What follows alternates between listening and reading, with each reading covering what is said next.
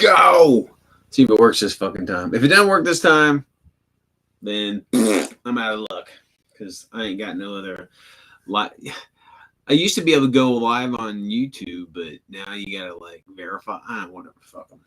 Whatever that is, YouTube. Whatever. Weird. Weirdos. Not in a good way. Not in a weird World War II way, but like a lame ass way. It's like, you know, we need like a grown up YouTube. You know what I mean? Like where grown ups can put grown up shit on there, and not worry about some fucking algorithm or some fucking pussy getting upset and like getting everybody banned or whatever the fucking dumb shit there is. But I don't know. But yeah, that'd be nice to have like a YouTube where people can just fucking do what they want, say what they want, put up there what they want, not worried about their algorithms and all that stupid shit, policy crap. Sean, what's up? What's going on, man? Man, I've been seeing all your weird Warren on the Facebook page, man. You got some awesome shit, dude.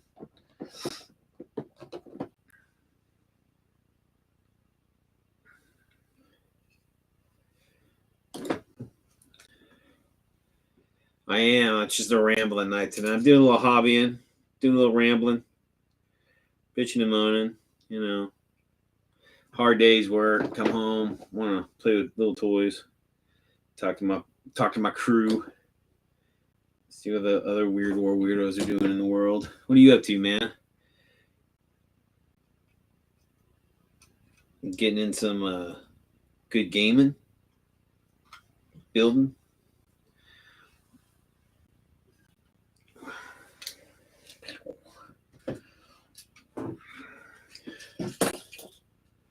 Hey, Sean, if you want to jump on, dude, I'll give you the link if you want to be crazy and like go full blown on the channel. Be a first, man. Pop your cherry. Show the world your ugly mug. Damn it. I lost the... No telling where that fucking thing's at. I lost the searchlight on that bad boy, but you know, that's all right. See, it's a little different when it's like aircraft and shit, right? But tanks, if something's broken, battle damage. It's just driving over the fucking Rooster. What's up, buddy? Yeah, I'm back. Hopefully this will last. I don't know. I'm tech retarded, so if it doesn't work this time, it's beyond my capabilities. I used to be a high-tech guy, but not anymore. Not anymore. I guess if I took 5 minutes and read like something on it, I could figure it out. But you know, that's 5 minutes. I'm doing something proactive. It's like, what? Okay, so like, I cannot remember. So I'm working on these heavy axis walkers, right? And I've got a platoon of these already, and I've got one that has the short 75 on it, the stumpy.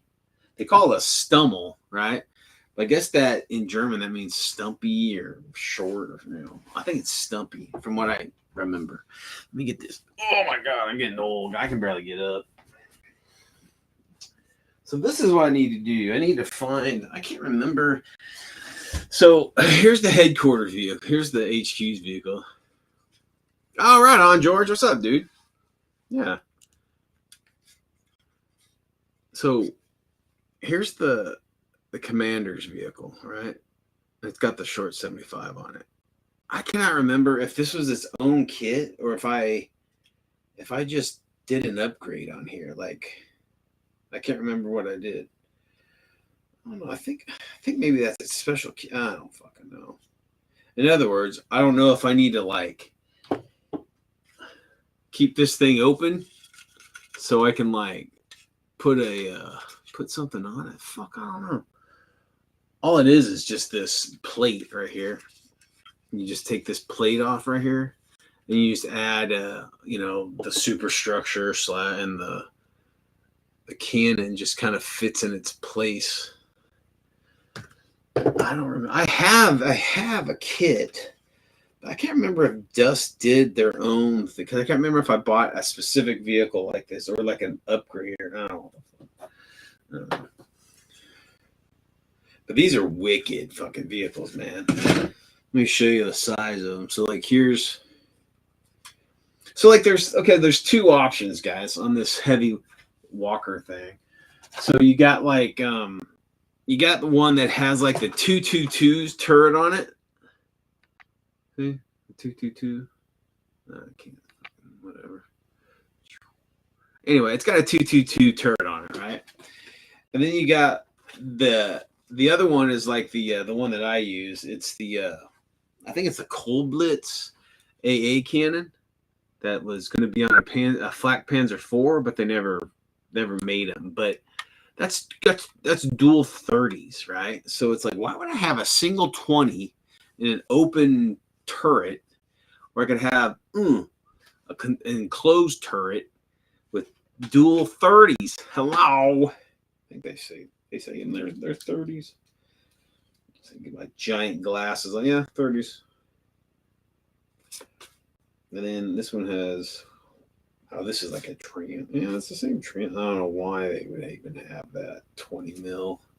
Anywho's, but yeah. So coming off of Millennium Con, had a fucking great time, guys. If you guys ever want to come down to Texas during October, Central Texas, let me know.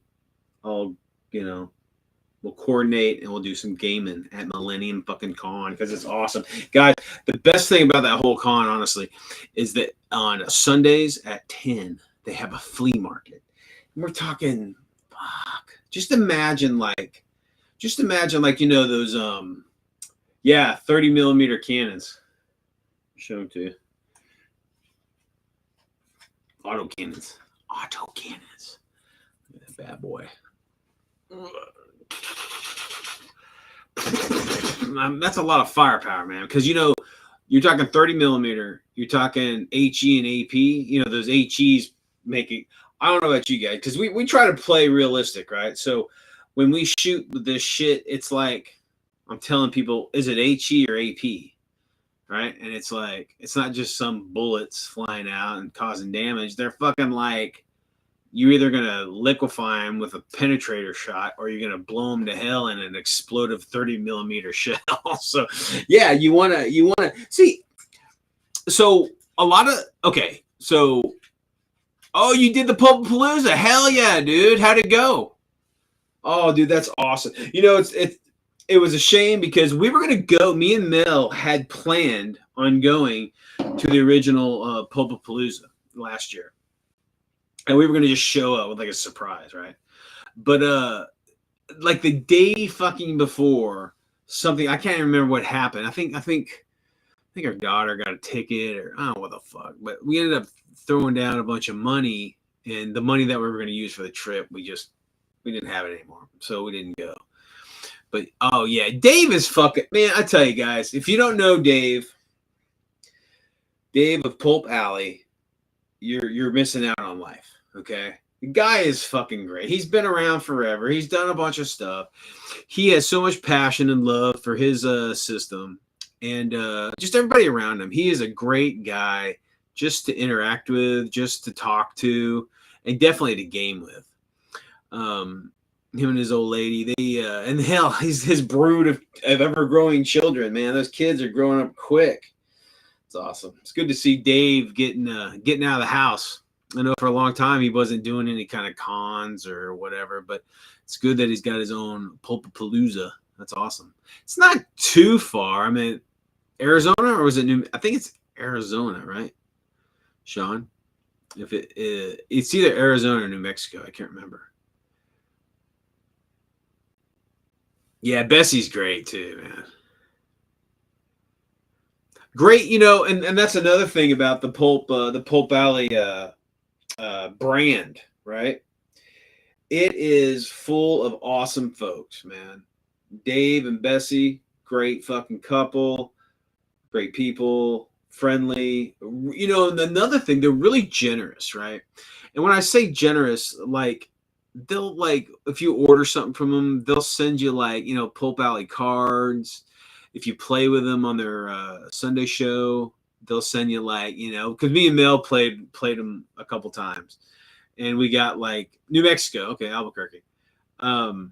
We got like some special cards, like Brian always loses.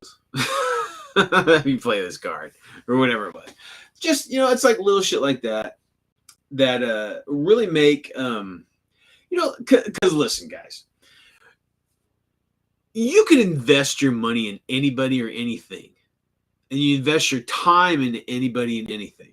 So why not invest in people who give a fuck, like who truly love the hobby, love their love the people who are working with them, love the people who are playing their games. Hang out with those people. Fuck these like GW corporate guys. They don't give a fuck about you. They're just gonna whatever. Put your money into shit that like people fucking that real people. You know what I mean? These are like Shadow. What's up, buddy? It's just like, if you have to spend money, spend it on someone you give a shit about, or they give a shit about you, right? And it's just a great community and all that stuff. And it's just like, I don't know. But yeah, Dave is good people. If you guys ever get a chance, watch Dave and Bessie throw down on Sundays. They always have a live game with friends and customers and buddies. And the Wolfman, fuck yeah. So Shadow and Sun, which is another awesome dude, big heart, lover of the hobby, lover of the community. You guys go check out his show. Shadow's more of a role player outside and inside the bedroom. But we still love him all the same, because he likes minis too, so that's good. So he's not like a war gamer, but he's close enough. He's one of the good ones. Oh yeah, Wolfman, that's a good one. My favorite original like Universal would be The Bride of Frankenstein. I fucking love that movie. That movie is fantastic. The first Frankenstein, not bad. And Frankenstein as like a monster, but it's just the whole movie was great. Like just the whole, and the one of the biggest like punch to the nuts was like when she wakes up and she doesn't like Frankenstein. She likes, Dr. Frankenstein. She doesn't like the monster. And you just see his face. He's just like, oh, just crush city. But yeah, that's a great movie. Yeah, me and Mel, it's been it's a Halloween time, so we've been like doing like marathons of fucking TV shows and shit, and like movies.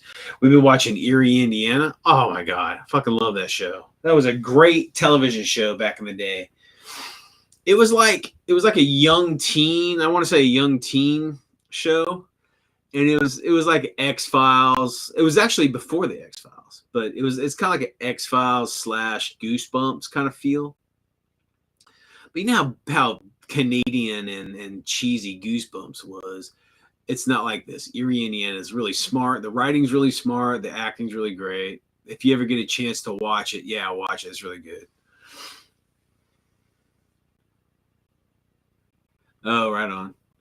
Yeah, you're doing a big Dracula thing right now. Shadow put a call out to his crew to read Bram Stoker's Dracula, which I have read several times, which is a great fucking book.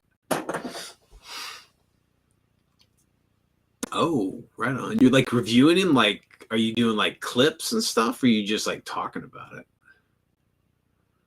Well, that's cool. Shadow, if you want to jump in, dude, you're more than welcome to. I'll give you the link. Anybody who wants to, that I know, I can't, going by Shadow's past, if you guys want to come in off the grid, what's up? What's going on, guys? Friends, it's going down, man. So, like I told you, I bought in one of these. This fucking turret was like glued, like shut, like glued down, right? And I was like, fucking having a hell of a time trying to pop that damn thing off. And when I did, I broke the damn barrels, the 30 millimeter barrels on it, which sucks. But it looks like you can just stick them in. I think they're. I could bore that, but I think this was gonna be my command one anyway, because I need to get a 75 millimeter, put it on there, make this a command track, the command track. Yeah, dude.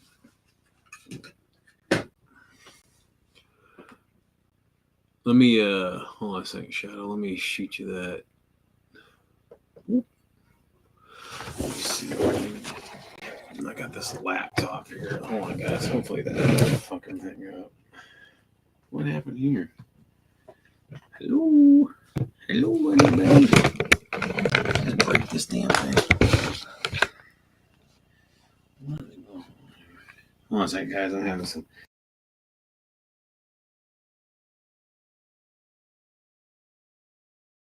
There you go. Restart. Man, what is going on here? God. No. I touched the laptop and it blew up. I guess I shouldn't touch the laptop, right? Don't touch nothing. Don't touch nothing. Nobody touch nothing, as Apone would say in Aliens. Nobody touch nothing. Let's see. Let me grab a link for you, Shadow. I don't know where to fucking get it at. Let's see. I did, Sean. I ran 4. The first game we played was a Weird War Kill Patton, where it had Patton was in a forward command bunker or command post, and the Germans found out his locale, right? So they sent Otto Skorzeny and his crack SS jump pack commandos to take him down. Oh yeah, Rooster, check it out, man. We got all sorts of shit, dude. You see, Weird World War II can be almost anything, man. It could just be like, zombies and fucking spider tanks and shit like that, or it could just be like King Tigers in North Africa. That's weird. That never happened, but it's weird. So it can be as weird as like zombies taking over the world during World War II, or it could just be like, the Eagle has landed, where the Germans sent in a commando team to kill Churchill. You know what I mean? So you can really go crazy with it. So it's really up to you how bad you want to break weird.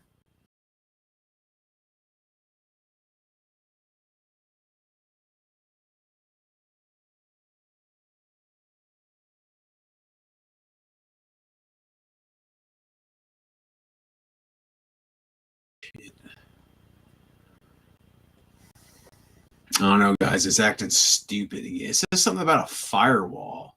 The fuck is a firewall? And that shit that like keeps. I don't know what. But anyway, Sean. So like the second game, I had so.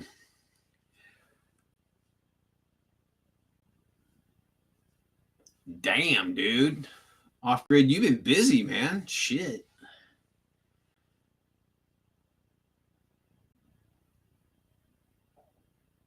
Right on. Yeah, I mean, shit. Oh, that's cool. I've got some. I've got so like one of the what do you call it? Fucking storylines I like to follow in the Weird World War II genre is Modiphius. They have Achtung Cthulhu. And they have a really cool, like, I mean, they get a little PC, they're fucking in England, but they get a little PC, but they're, the Nazis are in play, and, they're fucking not afraid to, whatever. It's Cthulhu during World War II. What do you say? But they've got, they had this one campaign where the Germans were like infusing the Shoggoth creatures, the big Shoggoth, the blob, big black blob things. They were like fusing them with their fucking tanks, right? And I had they had a picture of one of it was like Shaga tentacles coming out of a king tiger, right? So I did one. I made one up. Let me go get that real quick. I'll show it to you. Give you some inspiration.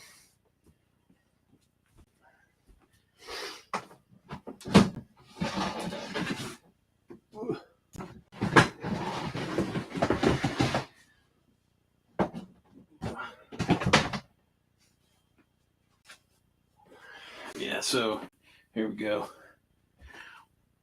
Here's the Panzer Kampfwagen 6 off S Shoggoth. So you got like basically it's a king tiger with a oh dude I fucking so Sean the Eagle Has Landed is probably one of my favorite World War II books. The movie is epic. I mean it is great. But yeah, so here's that king tiger with Shoggoth hanging out of it. Yeah, the Eagle Has Landed is great. If you guys watch the movie because the movie's great. I mean, they leave out a few things. The one thing I didn't like about the book is like it's all prefaced with like it starts off with like he's like that reporter guy, and he sees the grade marker or whatever the fuck. And it just kind of starts off like he's like, trying to figure out what that is or whatever. But I kind of like it in the movie. It's just like a movie, just the story. There's no like reporter discovering all this shit like in the 50s or whatever and trying to track people down or whatever. But yeah, it's a great story. There's a great scene where was it Michael Caine? I think it's Michael Caine. Plays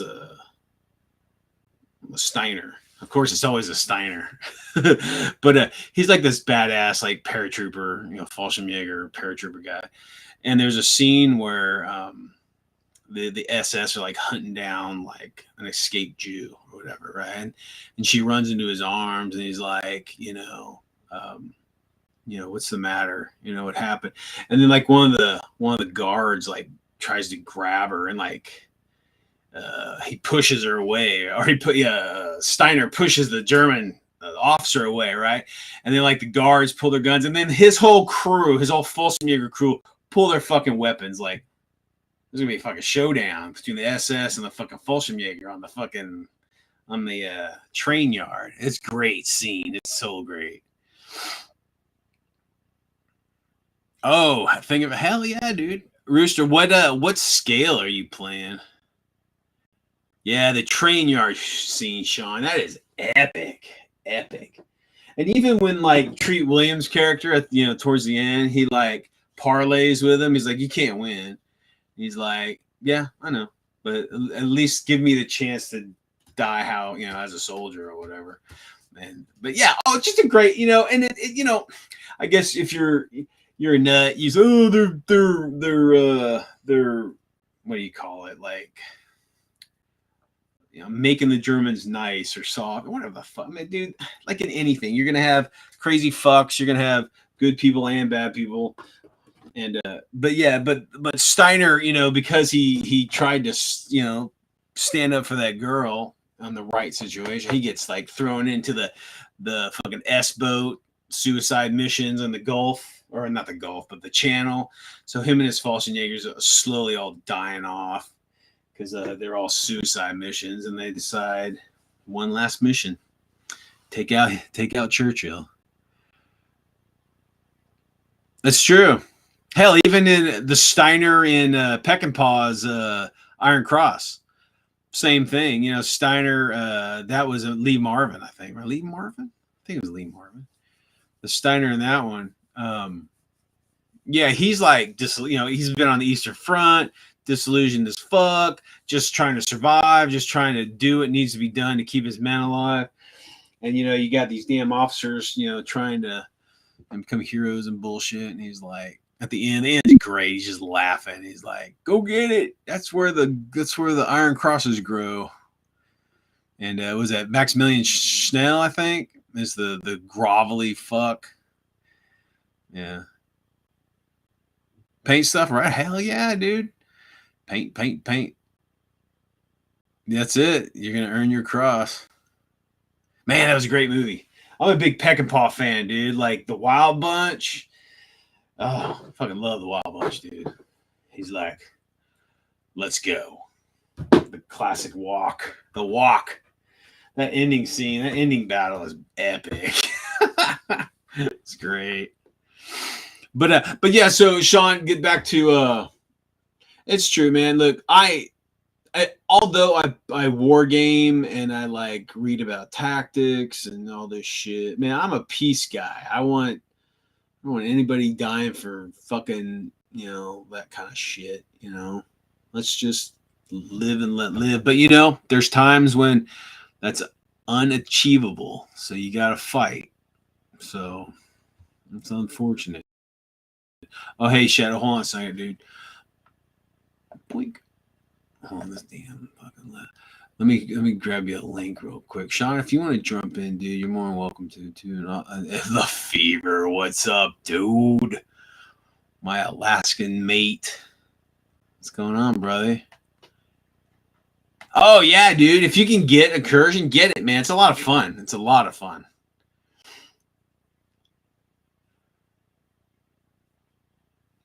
So like the price to play, dude, you're talking to the wrong I am so fucking poor that it's almost everything is unachievable. But yeah, dude, Incursion's a lot of fun, a lot of replay. And what's cool is that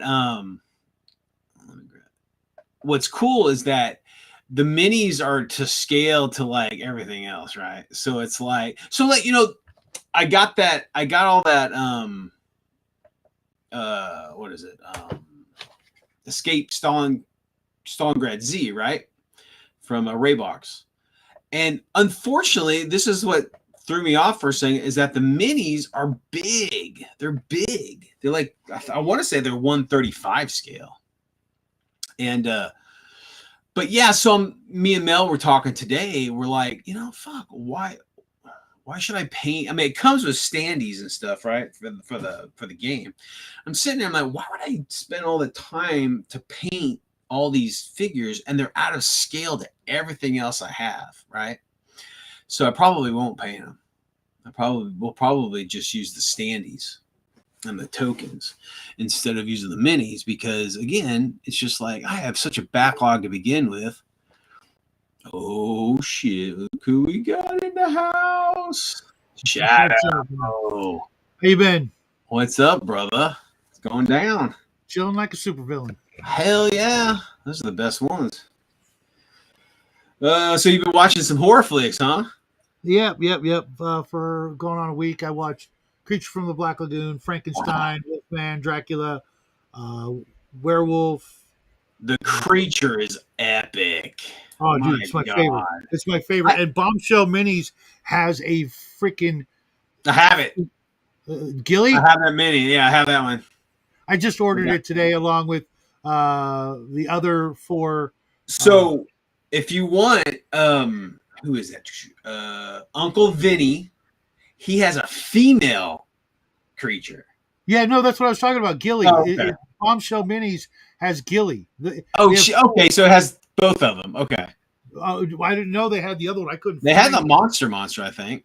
I never saw it. I looked today. I looked through all their shit, but they've got Gilly, which is a female creature from the Black Lagoon. They've got Camille or whoever. With the that's right. Yeah, I know what you're talking about. And they've got a female, the Bride of Frankenstein, and a female Mummies. And they've also got one I got in honor of you, called Miss Liberty, I think it is. Oh yeah, I've seen that one. So I ordered the Thompson. Yep.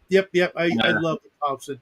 Even though I actually got to work with the M3, the grease gun, like in real life. That's a fun toy as well. It feels weird when you shoot it. It kind of goes. Yeah, it's fucking weird. It's like you feel that bolt go back and forth, and almost it's a slow shooter, but it's like 45. It's shooting 45. Yeah. But I'm like, hell yeah! I've shot cheap as hell, reliable as hell. It's got that funky flap that's the safety, The little, It's the cheap. I mean, it's called the grease gun for a reason. It They were cost them about using $1.85 to make them. they were using that fucker until the 90s. Tank crews were using those until the 1990s. Like But go for yeah, it. I got to play with one in the '80s. Just saying, Right and I on. don't mean play. I mean, anyways, it's a funky ass weapon. The Thompson was superior, but they needed to pump those things out lickety split, and it's Thompson's a good fun thing to they shoot. did. Yeah. So real quick, so Sean, we also played a campaign at Millennium Con. So we had like a 3 game Weird World War II thing. So like the first game was like these it was the Antarctic campaign where the Marines came down and they had to take out these coastal I bunkers. saw that. That looked Yeah. freaking Hoth, dude. I just kept And thinking of then Hoth. and then the second game was this air base, this giant air base, right? And holy shit, everybody had a blast, man. It was like, and it never fails. Someone gets in the fuel truck, right? We're gonna fucking drive this fuel truck. Ah! I'm like, dude. He's like an American player. I'm like, dude, the object of the game is to secure the base because you're gonna fucking live in it after you kill all the Germans in it. Because there's nowhere to live in Antarctica, man. There's no trees. You got to have some place to stay. But Right. they drove that fucking fuel truck right into a walker. It blew up, and then the walker blew up, and then the fucking airbase blew up. It was great, man. It was insane. But and then the last battle was Moby like Dick. huge tank battle. Hmm. We did. It's pretty cool. My thing is choppy. Sorry, guys. So did you get to hang out with Omen? I did. Omen hung out for a while. He found some other games to play, so he having a good time. A lot of different Wish I games could've been to play, dude. You got to check out that fucking flea market, dude. Holy cow! Just Dude, imagine, I would have literally just bought everything. just I'm not imagine the neighborhood. You know those neighborhood garage sales, right? Nothing but game and shit. It's like heaven. It's like I would have just bought it all and shipped it home. it was Even if awesome. I didn't like it, I would have just bought it for retail stock, whatever you call it, for down the road. Just, dude, I've got like probably right now I just filled up 30 of those 27-gallon totes. Damn. Of minis? Just games, minis, a little bit of clothes. I'm not gonna lie, like one has clothes in it, and one has knives. But everything else is games. It's weird. I saw there's a guy I follow. He does like comic books, right? But he also collects like shoes, like Nike shoes and like. Yeah, there's a toy guy, Uncle Tim. I'm always giving him shit because he's a big old lefty, and retarded. I was giving him the benefit of the doubt. Now I just go over there to troll him because he's freaking stupid. He's just fucking stupid. But It's just weird. It's just like toys or no comic books and then shoes. I just like, what do you do with shoes? How do you collect shoes? You wear them, but I grew up in an era where if you came to school with brand new white shoes, at the end of the day, someone was going to step on them to see how far they can push the buttons. And today's day and age, that's asking to get shot. Yeah, that's true. And I'm like, I'll buy $10 shoes. Hey, folks, I'm taking over Brian's show. Yeah, I'll just buy cheap shoes. Except for when I'm going to go out and do something nice or whatever. Because I'm just not going to I'm gonna throw them out. I'm gonna throw the shoes out. I'm not gonna throw the old comic books out. Did you see when I picked up Monster Hunter 1 from Carlton or Charlton? I did. I saw that. That's awesome. You know the story behind that? I was talking to some people on a stream about this comic book I read and I got from Woolco. You remember Woolco? Is that like a Pre Kmart? Yeah, I was going to say it's like kind of like a lower. Yeah, and they had these big bins, these 6-foot square bins full of dumped comic books from all Charlton comic books. And as a kid, I mean, I was like 7. I picked up a handful because they were like a nickel a piece or something. Just like ballast for ships. That's what Carlton Comics became. I just one day picked up a crap ton of comic books, went home, read them, and I had remembered one, and I didn't know what it was, and I was talking on stream about this scene where this old guy and this hot redheaded vampire chick are talking, and she tries to bite him on the neck, but he's got this big thick leather collar. And Coco B, do you know Coco B? Hmm.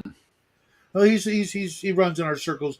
And the next day, he sends me a screenshot of the comic book front cover, a screenshot of the page I'm talking about from literally 50 fucking years ago. I remember this comic book.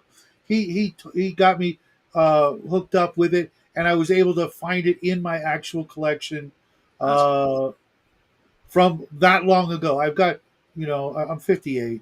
I've got comic books from before I was born, you know. but that was like no way. And it was only because he remembered reading the same comic book as a I kid. remember Carlton. That's like deep dive freaking. Nobody knows that shit anymore. You know what I mean? You know, I remember the biggest thing I remember from Carlton is that the text, it was like type. It was typeface. It wasn't like, it wasn't like a Comic guy, strip. lettering it. It was like typed out. And that's the only comic that fucking did that. And it was crap. I mean, their comics were awful. I mean, bleed through and horrible art, and it was the bottom of the barrel in comics. I mean, Jughead and Archie leaps and bounds above that always. And I looked it up. It's like a $20 comic book in 8-9 point whatever ish Yeah. condition, and I'm like, I don't care. It's Yeah, it's I not mean, that. It's not that. It's just uh, something I remembered. Someone remembered it. And this guy Coco, he lives in Canada. We've never met, but we've been friends for a while. He plays one of my games. He's a good guy. He's a really good role player. And he just like boom, next day, like, oh, here you go. that's awesome. I'm like, It's no so way I would've- cool. It's wild because we fall into so many. I mean, a lot of the people we interact with, just in this hobby, we have walked similar paths, just in different worlds, But it's the similar path, and it's always cool to see and hear about people's origin, when it comes to the hobby. It's one of my first questions when I do a one-on-one. Yeah. It's kind of like the number one. I mean, and I've done probably 20 one-on-ones with people that are YouTubers, but like me, they're nobody knows us. Yeah. Just a few people, and that's cool. That's all right. That's the way it'll be. If something happens, I am at 996 subs now. Really? I'm like, Okay, right, everybody, go to Shadow and Sun and subscribe so Shadow can break that 1K cherry. Woo. I'm telling you, I'm gonna do the monetization, but not till we do 1100, because it's too easy. Because I know what'll happen, dude. I'll hit 1,000. YouTube will say, okay, fine, and the next they say, oh, you lost a sub, you're back out. Yeah. It's like, why bother? I remember for a year we were stuck on like number 50 and 57 between just for like a fucking year. I'm just like, I was stuck at like 500 for like a year, and then 700. But then I started doing some things differently, and also YouTube got hit in the nuts by the whole throttling channels lawsuit stuff, and they just decided to take off some of those red flags or whatever, and we just started literally for like 3 or 4 months of getting one a day, 1, 2, 3 a day, just because it's like all the old people that tried to sub and then got kicked out because YouTube was throttling us or something. I don't know. It's just weird, but it fixed itself, and we're still going strong. I'll tell you later one of the tricks that we do now that really, really helps. And it's nothing illegal at all or against the community standards or their rules, but if you do it, it does make a difference. And it seems counterintuitive, but it works. What is it? Basically, okay, you're gonna make a video, right? Uh-huh. Don't release it right away. Okay. Schedule it. Schedule the release for the next day, and always do it at the same time. Okay. Okay, and stop putting them as gaming and put them as entertainment, Okay. because gaming is dead, but entertainment hits everybody. Makes sense. And just schedule it for like as close to 12 to 24 hours ahead of time. Do a premiere, and then let the video come out. I know you want to do, as soon as you're done, you want to share it. Don't, Yeah. because when you do what I just said and you premiere it and you let it sit, it allows the algorithm to find more people to send it to. All right. Because Well, it's the like, okay, algorithm fucking hates me. it might not. It might not. You might just be, because I see weird world stuff all the time. When I look for your channel, there's a whole bunch of other people doing it. Yeah. Yeah. Well, And it's funny now that K4. Oh, so yeah, off the grid. Hey, man, my thing keeps dropping in and out. I don't know what the fuck. So yeah, I'll try to come back in as fast as I get kicked yeah. out. But notified. Yeah. Shit, man. I just don't know when I'm gonna make videos. You know what I mean? To like, let alone like. Well, when you do, and the other thing I've been doing, everybody here, most of my friends are here. Rooster Games is George. He's the guy who runs the Star Wars game on my channel on Saturday night. And Off Grid is in that Star Wars game. We're all really good friends. And what was I going to say? Damn, I forgot. Oh, I do it at the same time every morning. Gotcha. When you do those random time things, it nobody knows when to find you. Yeah. And then you're fighting with whatever else happens to be coming out. You know, when you get your notifications, Yeah. and there's like 50 things that just came out the same minute you did. So you schedule it. Like I do mine at 8 a.m. my time. Mm-hmm. I'm awake, and then I can be there live, chatting with people who come watch it live. For the first time. Which there's one viewer of mine. He's there every morning. Been there every morning since I That's started cool. doing the Conan videos, and he's there always. Awesome. And you make friends that way, and it gives your viewers something they can count on. Yep. 8 a.m. Shadow's going to do a video on Tuesdays. He does 2 back to back. Shit, you do a chat. You do a video almost every day, don't you? I except the weekends, and the weekends I'm either gaming, doing family stuff, or I'll do a live stream Saturday night, which I've been doing for 3 years now, every Saturday, from 6:30 to whenever. What do you guys got going on this Saturday? You guys doing the books, or you just doing like a live thing, or? Well, we might play Star Wars. That's depends on George, Off Grid, and Omen, who are all in the Star Wars game. George is running it. Star Wars D6.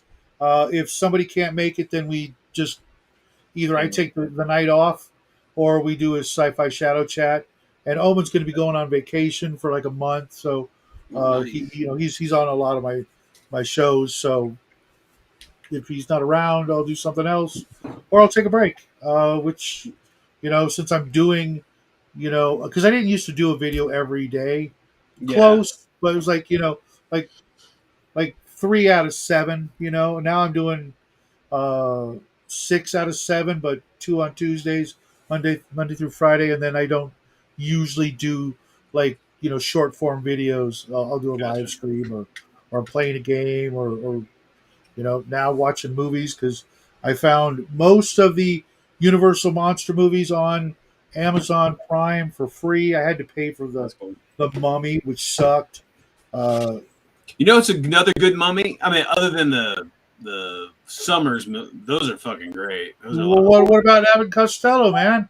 Well, I was about to say the Hammer Mummy was fucking a great movie with Christopher Lee who played the Mummy. Yeah, Man, next that week. was I think cool. it's actually going to be all about Christopher Lee, because he was like, Boris Karloff was like the dude. So was Lon Chaney, Claude Rains back in the 30s, etc. But then through, I want to say, the 60s and 70s, it was Christopher Lee. Christopher Lee and Peter Cushing too. Those two. Oh yeah. but Peter Cushing was always kind of like the other guy, you Yeah, know. he was the good guy, or yeah. Yeah. And dude, I don't know if you've noticed this. Go back and if you get a chance between now and Halloween, watch movies like The Wolfman, the Mummy, Frankenstein. Dude, the leading dudes were cucked pussies. I was blown a fucking way, dude. I was thinking, all right, we're gonna get some freaking He-Man, freaking manly two-fisted action, I dude. mean, No, dude, they were. I don't know if it was the 30s or what. Take care, off grid. But they I'll were take the these, man. they were the they were the biggest cucked pussies in the 30s, or at least in the Universal monster movies. It's like how it's just it was so cringy. I'm trying to think. I think Frankenstein, maybe the first one, he was pretty. Then the second one, I thought he kind of grew some balls.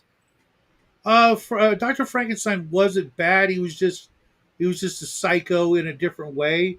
You know, you're watching Renfield and you're watching the Doctor, and I'm like, and they literally, or not Renfield, Igor. You know, Igor. Igor had more balls than the Doctor. You know, but he was a psycho, and the Doctor was a psycho. Renfield was a psycho too, and they fucked up Dracula by doing that stupid, having Renfield go to Transylvania to be the Yeah. lawyer. It's like, why? Why did you do that? There's no reason. All it did was cut out a couple of the asylum scenes. Scenes, Would yeah. have been great. You know, Yeah. Renfield all straight jacketed up, telling about how he wants to eat bugs and rats for their souls. You know, You know? it's Dracula's definitely an interesting narration read because it kind of jumps around and you're in other different you're in different people and Yeah. it's a good read, man. It's good. For the epistolary, I think it's called style, That was cool. is where you write in, where you're writing, people's letters and journals and newspaper Yeah, articles. yeah. It's interesting and fun, especially if you've been writing the other way, so now you can take a little of your journalism class and throw it into your books or something. But it's also kind of annoying because you're just reading people's journals for the Others, most part. yeah. It's just Uh, it's just a matter of fact. It's I guess you get their internal dialogue too, their monologue. Yeah, but you also get Yeah. a bunch of stupid shit that wouldn't be, wouldn't matter to anybody other than someone trying to make a page count or a word count. You Yeah. know, Now, when Mina Harker and Lucy are writing letters back to each other about girl gossipy shit and bullshit. who's hitting Yeah. on them, I don't need that. It was weird Well, that Graham was writing, how these two girls are talking about the guys that are hitting on them, and I'm like, you trying to tell me something, man? You I know, mean, I think it's just it's character development. You know, they're jovial. You know, kind of adolescent girls. You know, living the good I didn't life. know that, George. I've actually heard that, George. I didn't know who. I heard a lot of the was taken from another book, but I don't remember who or what it was. Yeah, the Frankenstein film was pretty close, but I'm not done reading Shelley's Frankenstein right now. And to be honest, all the scene in the North Pole area should have been in the movie. That was like You know, freaking awesome. Like just the chill, you know what I mean? And the bleakness. yeah. So like, Oh, okay, I didn't know that. with the North Pole stuff. I mean, I like the fucking Universal Frankenstein story more than where they actually he goes to the fucking North Pole and all that shit. Really, really. Yeah. See, I read more Marvel Comics Frankenstein than I did, Yeah. and he always had that fur on. fur. You know, I was like, oh my god, that was so cooler than the freaking the. I always thought it was like a Chinese suit that he was wearing, but it was just a ill Yeah, fitting. like a Mao suit. Yeah, I always thought that, but it's really just a suit that doesn't fit because it's so small and he's so big. That's They literally got him just a size small, so his arms are sticking out like to here, on his sleeves, and then some boots, I like some wa- combat boots or something. so here's something for you. I watched some movie. You watched the movie. That's you have to send me a link or something, George. That because I didn't know that. I'm only like Okay, I'm back. Hopefully, I'm back. Here we go. Here we go. Anyway, I watched this scene, and the whole scene is like there's like this investigator like talking to this inmate, right?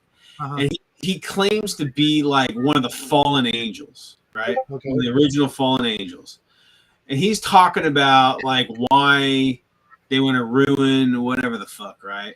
And I'm watching it, and it's supposed to, and it is. It's a powerful fucking scene and statement or whatever the fuck, whatever. But I'm sitting here and I'm looking at it. I'm like, this demon is nothing but a fucking little bitch. He's just a little bitch. He's just mad at the fucking world. He's gonna destroy daddy's toys. It's just like I'm not. It doesn't make me fearful of like if that's how demons feel, like like whatever. You're fucking pussies. It literally You're a is bunch of brats. It literally is from all the way back. Yeah, it's just like, I don't. It's just like, it's just dumb. Yeah, we got put in timeout for being bad, so now we're just gonna wreck the yard. Yeah, exactly. It's just like we're gonna destroy everything just because Daddy didn't give us chocolate milk this morning. It's just like fucking pussies. Be a human for a day and realize things ain't fucking fair. It's just like God. It's like, but get over it. And I don't know if the Creature from the Black Lagoon is based on a book or just some cheesy pulp magazine story, but it's my favorite, man. It's perfect. It doesn't. You don't need anything else. It's more Orca. cerebral. Hell yeah, dude.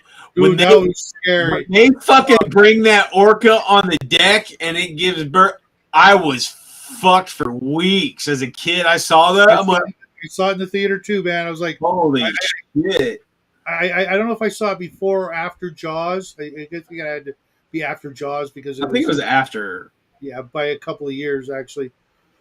But man, that was brutal. And then like he bites off. Was that Bo? Not Bo Derek. Who was the girl in that? That was I don't remember. I remember seeing the ad for it on the back of comic books. Yeah, he's like spearing them and shit. Yeah, I remember that. I remember that ad. That was awesome. But, the creature was more of a cerebral, thinking about what might be, what could have been back in the past versus the actual, it's like as soon as they start breaking out the rifles, it's over. He's going down. They're just being stupid. And when Mark died, that was just like he got what he deserved for being a dick. After that, it was all smooth sailing. I'm gonna watch the second and third ones, knowing they're going to ruin it and they're going to suck. But I'm going to watch them anyways. Going to watch The Bride of Frankenstein. That's a good one. And I'm going to try and get a couple of Abbott and Costello in just for fun. Dude, I grew up watching Abbott and Costello and the Bowery Boys. I think like it was like every Sunday morning, like right around 9-10 o'clock on Channel 5 with Tom Hatton after Popeye. You remember that? No. And I remember watching all that. Betty Boop, Popeye, Tom and Jerry, the Looney Tunes, those weird, like Tom Slick. Because there was a bunch of cartoons that were from that one company. I forget who did Super Chicken, Tom Slick, and George of the Jungle. Yeah. But they were on Channel 5 where I grew up. Rocky Bullwinkle and all that. That was another company. But speaking of old cartoons, did you see they're going to make a live action Wacky Racers? Remember that fucking show? Are you sure that wasn't just an AI thing? No, I think it's a Drew Carey. I saw a bunch of AI videos. You got to watch out, dude. Maybe it was. I don't know. They're doing a lot of that shit. Like Thundar the Barbarian, but real life, And then I saw that. That was awesome. Or Space Ghost or Speed Racer, and AI can do all of them and does them great. And suddenly you got 10,000 views because you just let the AI do the thing. And the sucky thing about AI programming, I watched, and I should share the article with you. I think it's in my general Discord. We're literally going to be the instruments of our own freaking distraction. Oh, definitely, dude. With AI is going to teach us how to write the prompts for the stuff that we want to see, and then that's all we'll see, and we'll never Yeah, put our devices down. I mean, think about this. Like, instead of you like falling into these franchises, let's say Star Wars when you're a kid. Now you want like some science fiction military show. You just fucking create it yourself. You know what I mean? It's a Space Above and Beyond meets Platoon, and you just create it all yourself and make your own movies and stuff. I mean, shit, why not, right? The Matrix isn't going to be us in pods. It's going to be us hooked up to our phone. Dude, there was a movie, I cannot remember what it was, but Bruce Willis was in it, and it was like everybody was like jacked in, right? And they were living their lives online, but then like you had the people that weren't in the machine, like having to maintain, having to pay the rent, having to work, I don't know. It tubes. sounds like a bunch of different episodes of Tales from the Dark Side or Outer Limits, but I don't remember a movie like that. Oh yeah, those great ones like time period pieces, like Robert Mitchum as Frodo and shit. My favorite one is The Lord of the Rings, but it's Nom. Nom, I saw that one. The Lord of the Rings, but the trailer park is funny or redneck. The trailer park one? They had a Star Wars trailer park. It was like Yoda's drinking a beer. But the Lord of the Rings Nom is the best. I've seen that one. That was good. Those are fun. Because they really do have a point where they cross over. Yeah. In brutal and grittiness and the sense of this sucks so hard. Did you see the Star Wars disco? I did. I also saw. I think Buck Rogers disco. But whoever those guys are, they're just making a bunch of shit, and in about 2 years, we won't be able to find the shit that we want. Oh yeah, because there's so much of that. We'll literally have to like pay to not. They'll actually be like, how you pay for no commercials, it'll be pay for no AI. And it'll still be AI. I'm already seeing like on like Cults. That's the STL place I go to all the time. They have like a feature that says no AI feature. People are just creating AI whatever, and then just for 3D printing though. Yeah, they're just converting them into STLs. You can create anything. So like these guys are creating anything in a 3-dimensional, AI whatever, and then they just who cares? I mean, it's like if it wasn't for that, we probably wouldn't have the Venture Brothers minis sculpts that are out. Yeah. Well, the thing is, it's like I can get it. Like if you're making that's how you make your money. You're like an artist, a writer or some shit. I mean, that's shitty. That sucks. The world has changed. They said the same thing about film. They said the same thing about TV. They said the same thing about the automobile and the internet and everything else and AI art and AI music. Well, I watched. I can't remember the damn author, but he's like, a 20 times New York bestseller. He does like suspense stuff or whatever. I can't remember his name, but he was called into Congress, right, to give, his take. And he's saying like, what's happening is that these companies or these people are using him. They're using his style, his storylines, and all that shit. And it's he sees no reimbursement for it, and the kicker is he found out. Let me ask you a question though. Well, let me finish real quick.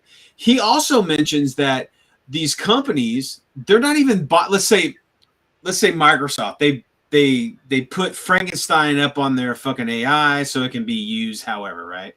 They're not even paying for it. They're just getting Frankenstein from a different site and putting it on their fucking AI, right? So there's no trace or track or whatever the fuck. And he's like, but yeah, it's interesting. It's an interesting take. It's like this. Any musician who makes music has listened to other people's music. Sure. And been inspired to make new music that may very well even be derived from them playing Led Zeppelin for 20 years in their garage, and now they finally, wrote something of their own, but it sounds like Zeppelin if Zeppelin continued, and that's all it Yeah. is. Uh, I don't know. I mean, it, there's one thing it, taking the style of somebody and then taking the style of somebody. You know what I it's mean? like this though. It lets people who would not, who would otherwise be unable to publish a book, produce music, or Right. create any visual image without the permission and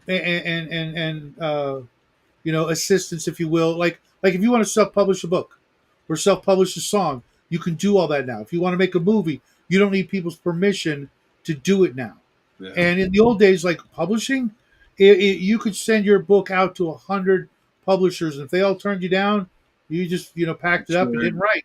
Yeah. Now you can go, oh, guess what? I wrote this book. It's absolute crap. I know it's absolute crap, but I'm going to put it on Amazon and laugh every time somebody buys a copy. Oh. And nobody's permission is required whatsoever, as long as you're not writing about certain things they warn you not to do on Amazon. You could literally write a book that says, all work and no play makes Jack a dull boy, every page, line after line after line. Tell everybody that that's what the book is, and people would still buy that book, not believing that that's what it is, or wanting to have that as a curiosity on their, on their coffee table to when people come over to visit and they see, what the hell is this? Oh my God, let's leave, Martha. This guy's crazy. You know, uh,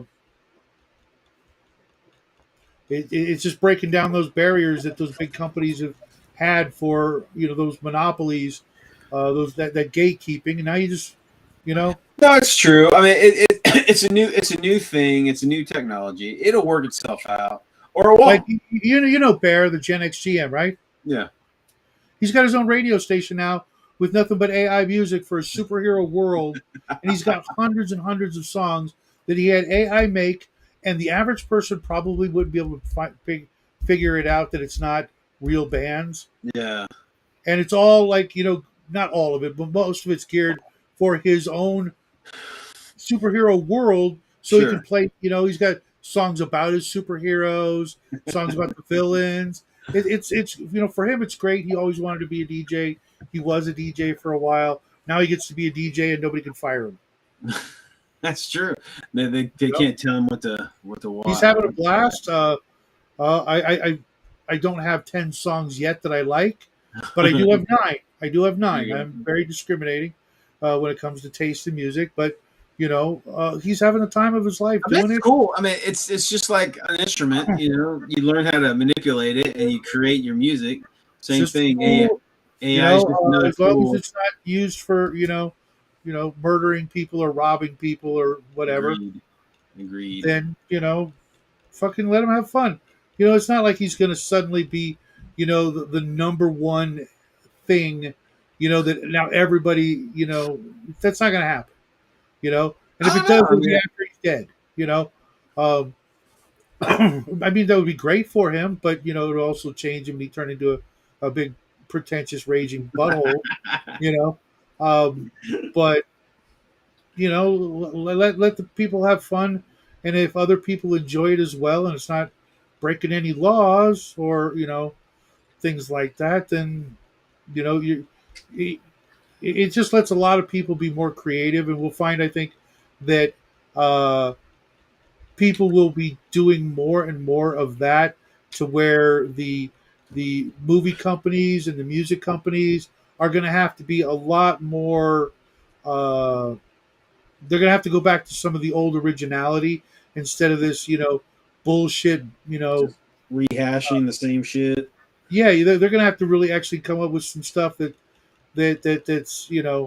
out of the ordinary, not the same old drivel, not the same bullshit that sounds like everything else that's been on the radio for the last 20 years. It is staggering. It is staggering how awful Hollywood is now.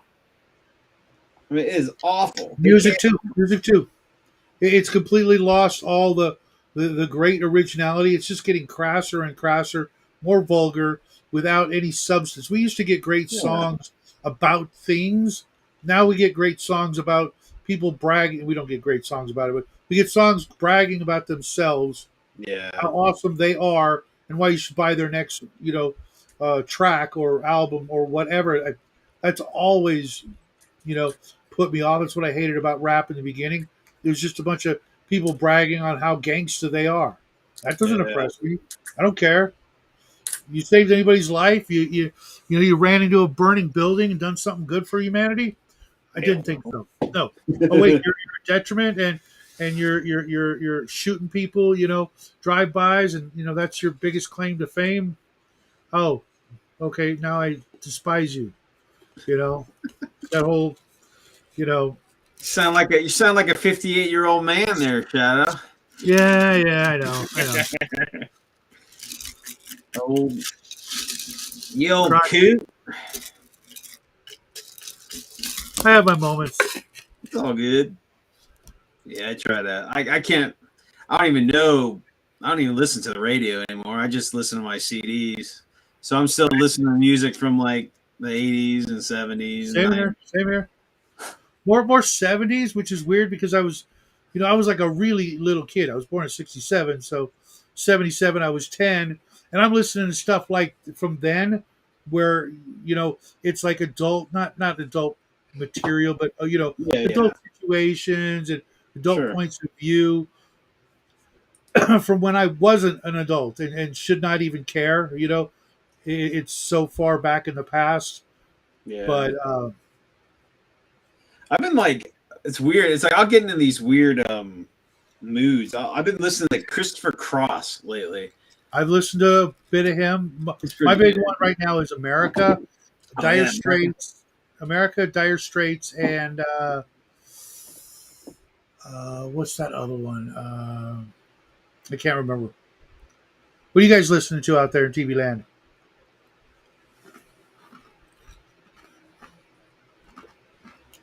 yeah. I've been listening to the Cars too lately. I love the Cars. It's some good shit. I don't know. Maybe I should because I always thought of them as not being very deep. That means you know what I Yeah, I mean. mean, They're kind of like yeah. I don't think they're too deep. I mean, they got some decent, like I don't know. Hell, I don't know. I think my favorite. I think my favorite all-time band is probably, jeez, who? it's probably Bad Religion or Megadeth or Megadeth's fun. Uh, but yeah, bands like that, Neo. they gave you a story, an actual ballad, Yeah, not the way we think of ballads now. Everybody thinks it's a love song. It's not. It's actually a story. You get like a beginning, middle, and an end, like Red Barchetta. That's a freaking sure. story. Something happens and something happens and something happens. The end, as opposed to, you know what I mean? Rooster, no, say it's not true. Steely Dan. Yep. 4 non-blondes, no, man, no, you hurt me. That hurts my soul. That hurts my soul. They only had like one good song, and they were all, not into dudes. So it sort of like ruined the entire reason for listening to a chick band. You know what I mean? I remember, they were like flash in the pan kind of thing, and then if they did anything else, it must have been all underground. Lately I've been like getting on YouTube, and there's some channels that do like the old like burlesque like German television shows from back in like the 80s and 70s. Really? It is bizarre, but it's like, there's like chorus girls, and then there's like go-go dancers. I mean, it's interesting. It's Okay. great. I'm Give it going a to try. assume you. You're- I'm yeah, assuming interesting is code for another word. well, yeah, I mean, there's some it levels from titties hanging out and bouncing around to chorus line kicking stuff, but it's just like it's all like like popular music, but just like music, German just version. yeah, it's weird, and then it's just bizarre, but it's interesting, and I'm getting a kick out of watching old shit. Like right now, me and Mel are watching Heart to Heart. Did you ever watch Heart to Heart? A little bit, but not a lot. but I just saw uh, Kolchak Oh hell yeah! alongside the Universal movie monster movies at Walmart. You know, at this time of year they bring Yep. them out with a special cover. Well, Kolchak the Night Stalker was Oh now amongst them. I'm like, oh shit, yeah, from that's awesome. 1930s right up to 1970s. Oh shit. Um, That's awesome. Kolchak was epic. I got the you DVD know box though, it set. was rated one of the worst shows of the time. Was it Uh, really? oh yeah. It was. It got canceled because it was so unpopular with either the execs or it wasn't until later that it got a really big cult following when it was off. It That's got more popular, like a lot of other because things. I know the Night Stalker, the television, the TV movie was like Yeah, one of the most it was like one of the most successful television movies ever up to yeah. that I just point. watched both of them about 5 months ago. Yeah, But yeah, but yeah, I only use I should use Rumble more often, but my YouTube is on like all day long. no, it is. Anything I want to listen to or actually watch, I'm just using YouTube, and it's my radio, my news, all that crap. Benny Hill was great, Oh hell yeah, uh, but I watched Monty Python and the Holy Grail, awesome. and I was not amused. Oh, you didn't like it? What the hell? It was. I get it for its time. It was It's it was silly. it was ridiculously silly. It's But silly. as I got older, I'm like, yeah, No, just it it was cute. didn't Uh, maintain. it was cute, but it wasn't like the funniest movie I've ever seen. Not even close. Not even the top 100 funniest movies I've ever seen. God, I remember watching Benny Hill like religiously as a Yep, kid.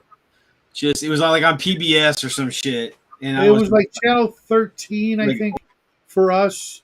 Late at night, like after 10 o'clock. Uh,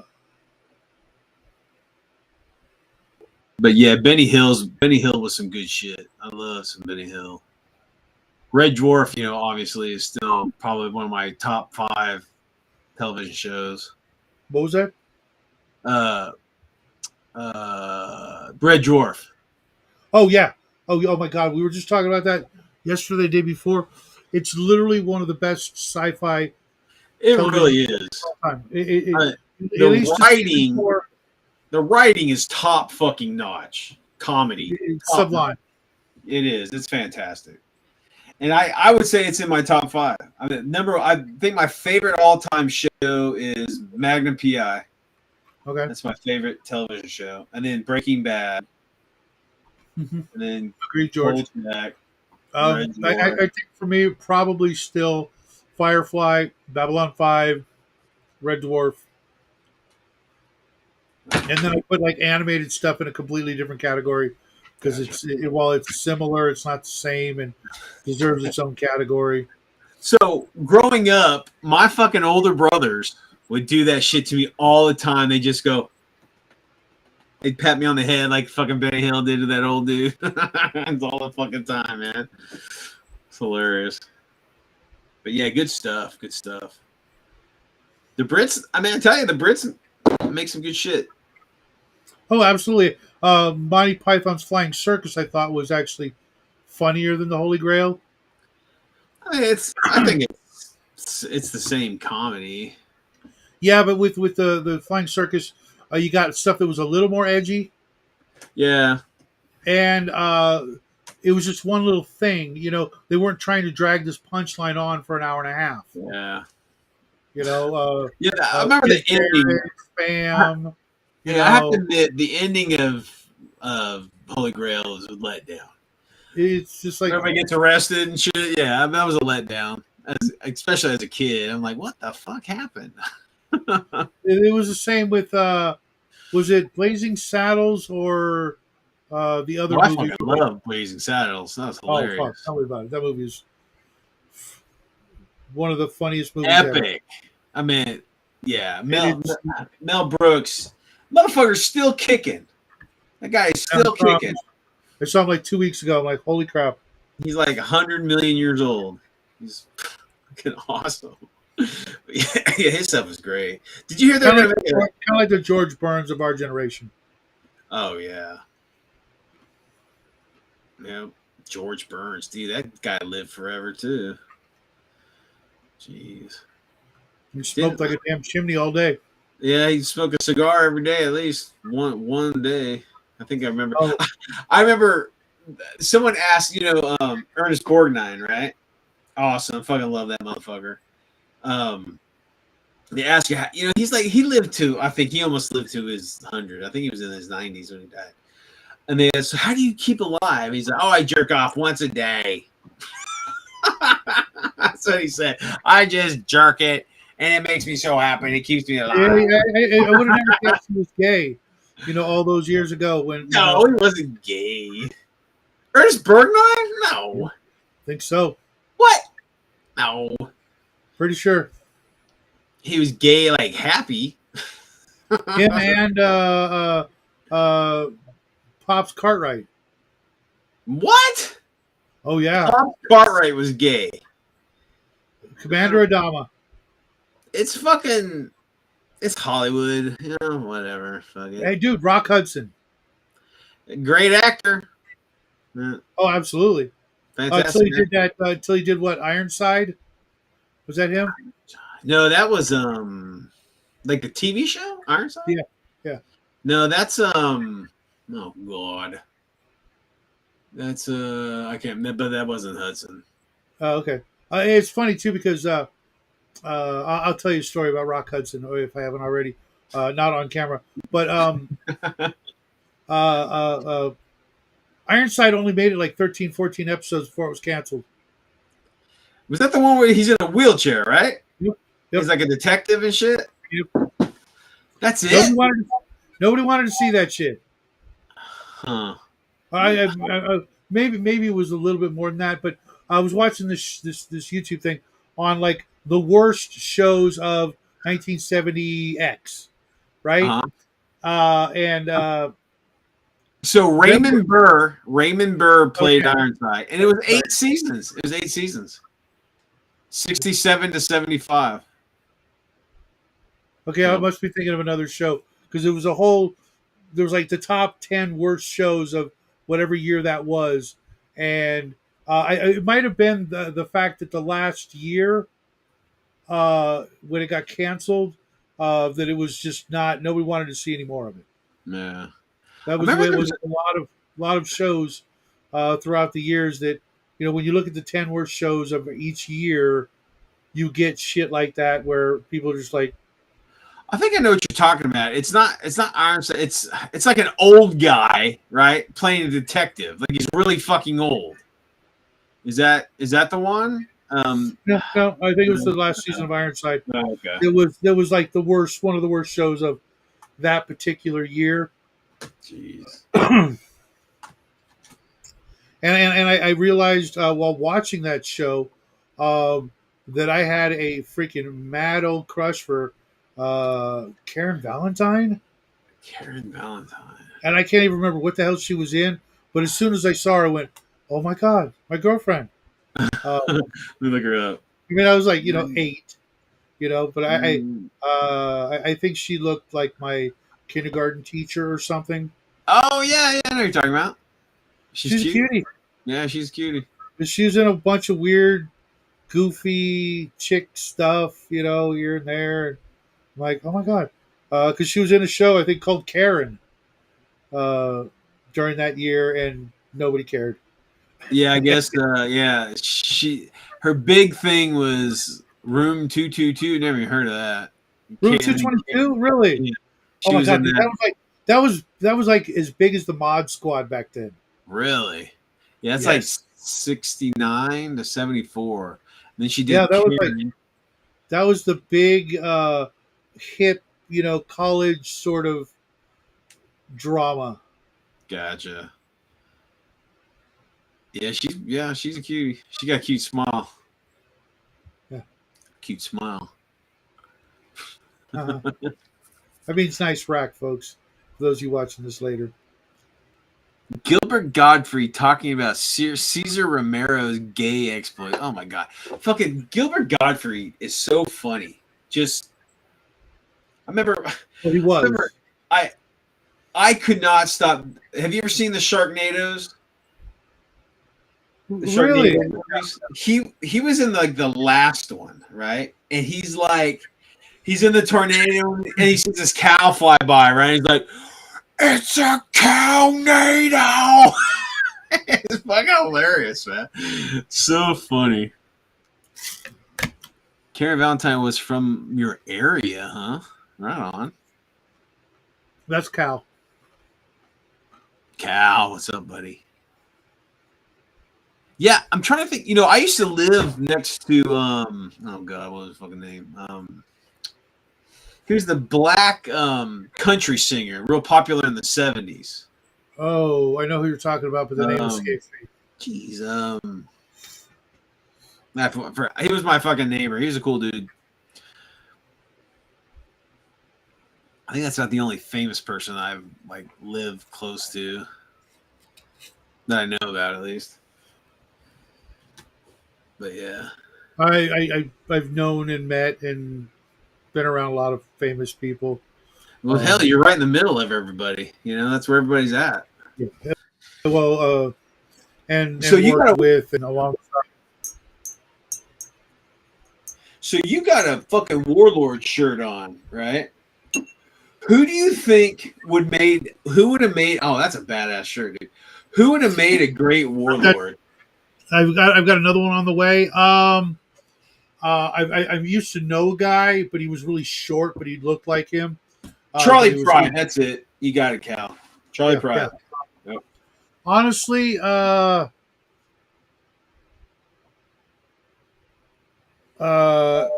younger Liam Neeson would have worked. Yeah, but I want to say that the warlord, wasn't he a small guy, like in character? Not really. No, he was like a normal sized guy. He was, kind of average. Not quite. I wouldn't go for like somebody 6'1" or 2. Maybe 5'11" ish. I always thought about remember the Last Action Hero guy. I always thought him in a serious role. I think he would have been good because then the warlord didn't he have like curly hair, kind of curly hair? No. He's got like he had like. Remember how Sting used to have his hair all spiky, kind of short and spiky? Yeah, that's like how that? his hair was. Oh, okay. Yeah. I thought he had curly hair. Okay. No. It was Sting without the accent and growing a beard and mustache could have played him, kinda, but he probably couldn't bulk up enough because he wasn't like ripped, like super like swole, but he was well defined, Yeah. Man, we need some badass barbarian shit again. That's why I jumped on the.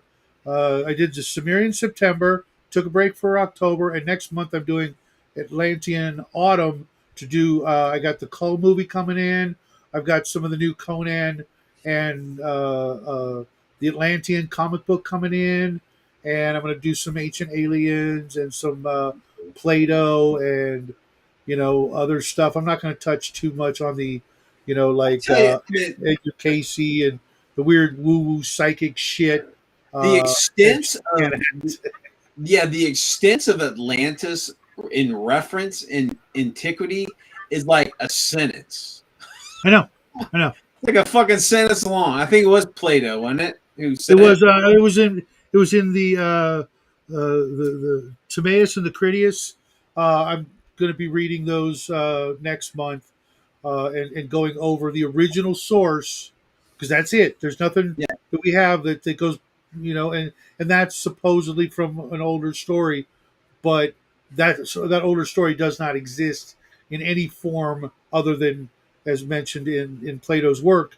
And from that, we literally ran with it and went in like a million different directions with a million different theories. But like Brian said, from like a single sentence or two we just extrapolated over Yeah. the past, thousands of years, with a bunch of wishful thinking, uh, and we've got all kinds of stuff, and it makes for great uh, RPG landscapes, backdrops or big old, character, parts of the story.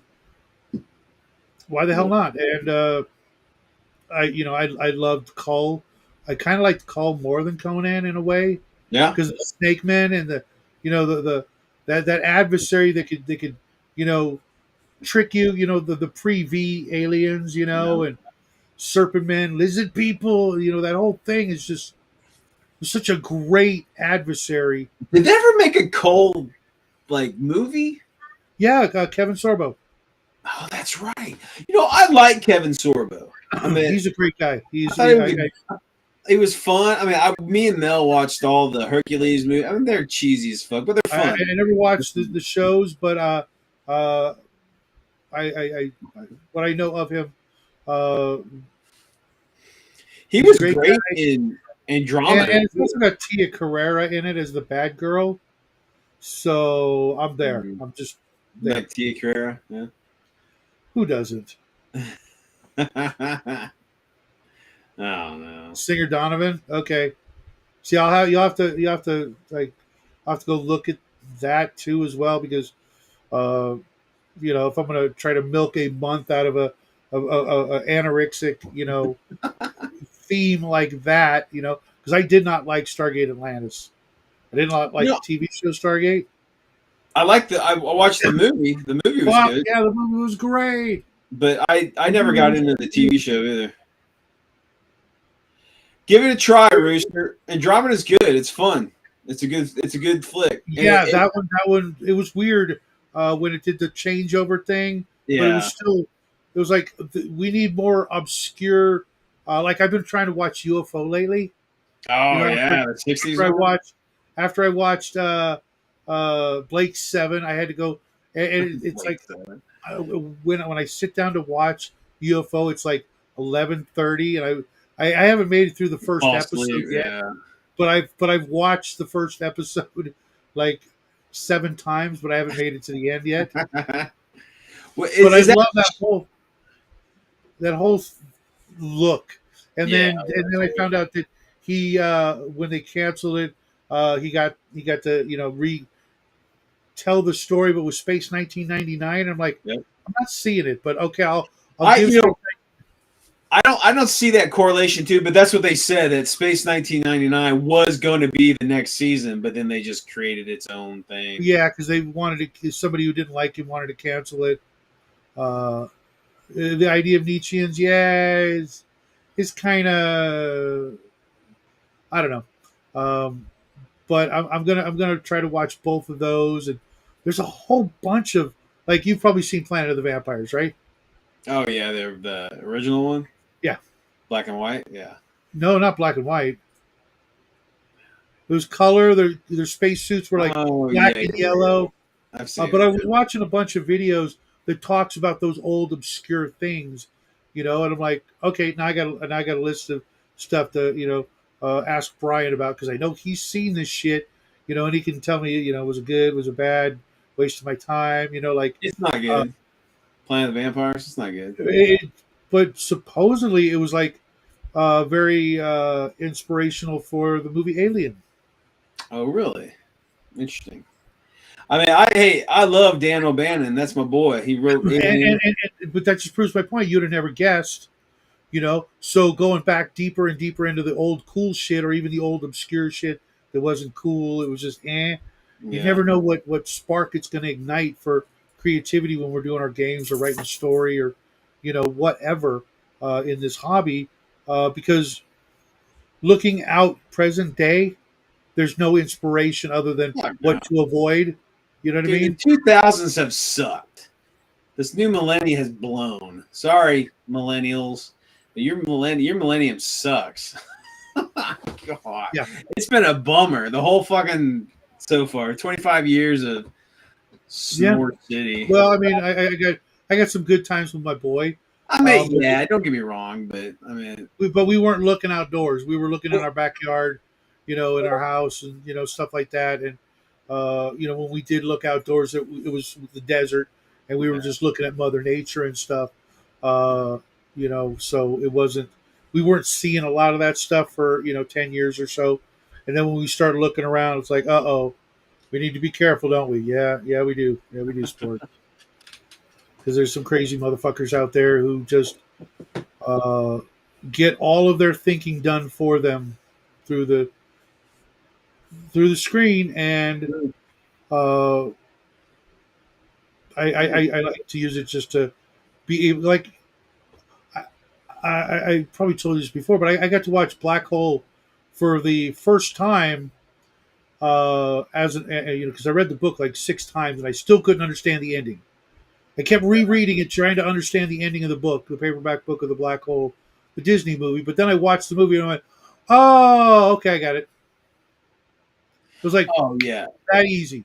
Why didn't you just say that in the book? You know what I mean? So Rooster brings up the thing. Okay, now the original '50s thing was fucking epic. My God, if you have not seen the original thing, watch it. The thing from It another wasn't. planet. What's the black and white version? The black and white one was in the '50s. Yeah. Okay, so He Kurt Russell. probably misquoted. It's the '80s. Yeah. The Kurt Carpenter's Russell one. and But yeah, you're right, man. It's just a bunch of like, I mean, that is frightening. Just that movie, just the sound, just the isolation and the desolation and just hopelessness. They know they're all gonna fucking die, but it's like at a certain point. yeah, let's stop it. We're all gonna be dead anyway. Let's just that's Prior to a hardcore. certain, prior That's to a certain hardcore. point, but the for me the best part of that movie is when you see the ship. It's only Oh for yeah. a brief. It's just for a brief moment. You see this giant freaking ship that it actually inspired me for something I might want some help working on from you, Brian, What's that? because I'm not going to talk about it here because uh, uh, I Little I don't know about steel. you. Yeah, I don't.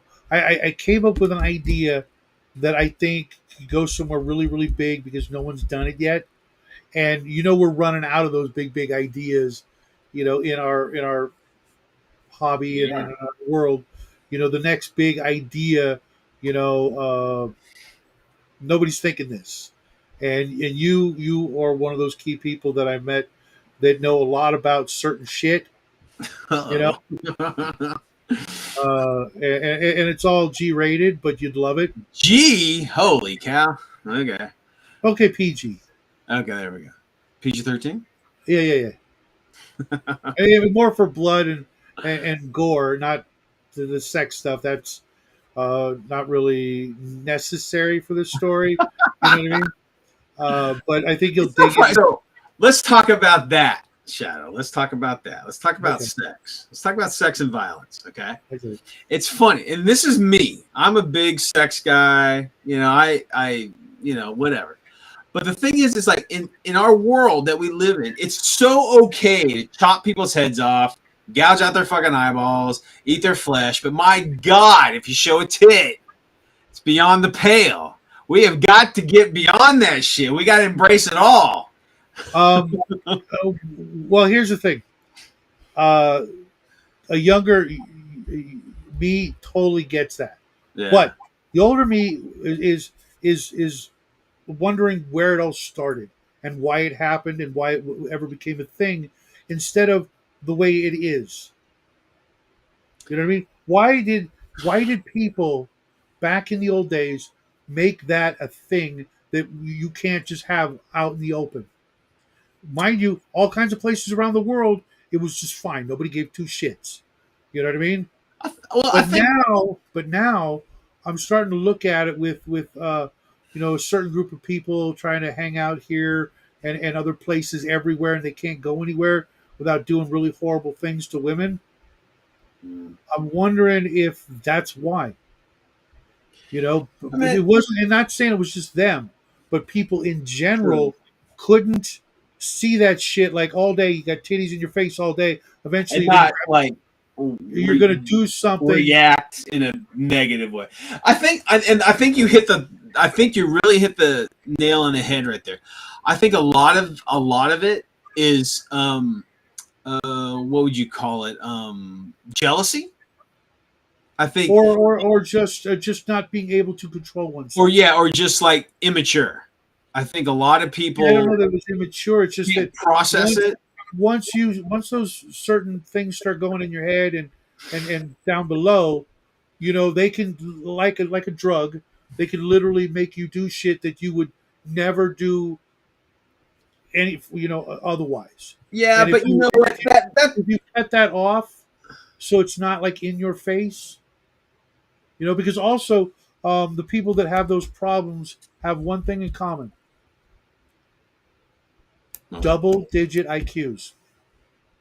But you and me, we're easily into the three digits. Okay, even if it's only maybe 101, if it's only 101, that's leaps and bounds. 101. That's leaps and bounds above the 65 to 85 average throughout the rest of certain parts of the planet. I mean, I don't know. I'm a big believer. I get what you're saying. I do, because shit, I interact with the public daily, and there's some fucking mouth breathers that walk this planet, and it's frightening. Okay. Yes. But the thing is, it's just like cars. Yeah. The thing is like I'm a big proponent of like holding people responsible for what they do, right? But George, think about that though. That's a culture and a society that has continually advanced nonstop throughout human history. Yeah. But other places in the world, they just stopped. They did not advance one iota for a millennia or more. And they said, we don't need to. We're done. This is it. We got huts. We got spears. We got water. That's it. That's all we need. Right? And that's the way it still is. Or it's a little bit better. But it hasn't gone the leaps and bounds that, other societies have advanced for whatever reason. Not blaming it or attributing it to something, that's controllable. It's just the way it is. That's what happened. And in places like that and other places throughout the world that have steadily advanced, those mentalities are like what George just said in his, in Greece, they had naked breasts on billboards when he visited in the 90s. And guess what happened? They suddenly started importing people from those places that have not developed, and watch how it will be destroyed and set back 1,000 years because of the whatever's involved that makes people unable to control those urges and just walk around. Because I mean, there were places in the world where people wore a lot less than we can imagine, all day long, and nobody was, doing shit right out in public. I just, I don't know. I mean, I definitely think outside of the box in most quarters, and it's just like, I don't know. I think a lot of it has to do with tradition. I think a lot of it has to do with just how we were raised. It's like a TV. We never saw titties on TV, so when we do see, it's like, oh my god. Oh, well, yeah, but or whatever. But the why it is has to stem from something, and the current reaction, like you just said, kind of proves the point that even now, when we see that, we still, it still affects us when it shouldn't. It should be like no big deal, right? When we see it, it shouldn't affect us, but it does. You know what I mean? When we see that, yeah. I mean, if we didn't have that reaction, then we wouldn't have to cover it up. But it's not because we cover it up that we have that reaction. But I think it's a learned reaction. And let me give you a situation. It's just like, let's say Weird World War II, right? Uh-huh. It's getting harder and harder to interact in like a realistic Weird World War II time frame because of Nazis, right? Because of the imagery or whatever the fuck, right? So what's happened by proxy, you have these like, you have like places like YouTube and all these other fucking social media that like ban certain images or certain topics or whatever the fuck. So what happens is it's just forgotten, or it's so pussified that it's not what it is. Like World War, Yeah, World War II. that's a whole bunch of different things converging on one, Sure, nexus. but still, it's just like we should be able. We're all fucking adults, man. We should be able to deal with it without freaking the fuck out. But anyway, whatever. That's like saying, everybody has common sense, Brian. And that's not true. That's fucking not true at all. At all. But, whatever. Yeah, it's All I can say is live life how you want to live it as much as you can. Don't force your will it's onto almost others. become an oxymoron. It is.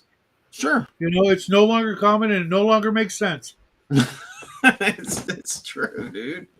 Like I said, it's a whole bunch of things converging on one, because it's not just World War II. You saw the image of the new D&D with whatever. What I mean, listen.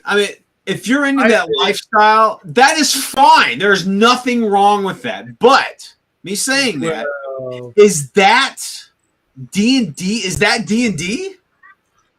Let me put it this way. It's like, I don't. Never in human history have the straight people gone into the gay community and tried to take their shit and straighten it up. It's true. But I guess you could theorize the whole religious thing, trying to convert them type of shit. But but you're right. We didn't go into their literature or their and try to take it over and hurt it spitefully so. You know what I mean? Because that's what's behind that is spite. Okay, wanting to destroy, defame, degenerize, to hurt and bastardize something that was leaving everybody alone. You know what I mean? Well, but to try to take it over and hurt the people who used to love it the most for the sake of doing just that. Listen, it is a reflection of just our entertainment system. They get Star Wars and they just ran it into the dirt because, first of all, they don't love it. They don't care about it. They just want to convert it into what they want it to be. And that's not what made it popular. That's the same thing with this. It's like they got a hold of D&D and they try to convert it into what they want it to be. But most people who are engaged in that, that's not what they do. No, because it's not, because they don't want to play it. They want to. Yeah, they just want to. Yeah. They just want to ruin it so nobody plays it. I don't even know if they ruin it. I think they just want to change it. They just want to fucking change it. No, because they're not changing it to use it. They're changing it to destroy it so that nobody wants anything to do with it. Because why? The screens. Yeah. Because if you're not doing that, you're more likely to go back to your phone or your tablet or your computer. Because they realize they cannot yet digitize D&D and make it, where you're playing D&D with an AI dungeon master yet. Yeah. So what is the purpose? Why even play D&D if you have an AI? Well, because you'd be paying some company for your privilege of playing. Right now, role-playing games are one of the dangerous social gathering activities for the people who are trying to keep us stupid. Yeah, I don't know. Anybody who's been playing D&D for more than just a few years, you know what happens? Oh yeah, they're gone. No. What happens to people who play for a long time? Oh shit, they die out. No, they get smarter. Oh well, they get smarter. Okay. Look at yourself before you played D&D, right? Mm-hmm. Before you played your first role-playing game, if you had not played, what your life path probably would have led you toward. Yeah. I can see. Compared to everybody I've ever met, was on not a great path. Not saying it was a savior or anything like that, but it developed critical thinking skills used on a minute by minute basis is often like a nonstop force feeding of learning critical thinking. Well, I give you that if you shit. Like you. I've been a DM for fucking 50 years, 40 years. Mm-hmm. That definitely fucking creates some skill sets there. Being a DM. Dude, I was an absolute like F student in everything but art before D&D and reading because I but everything else absolute shit grades.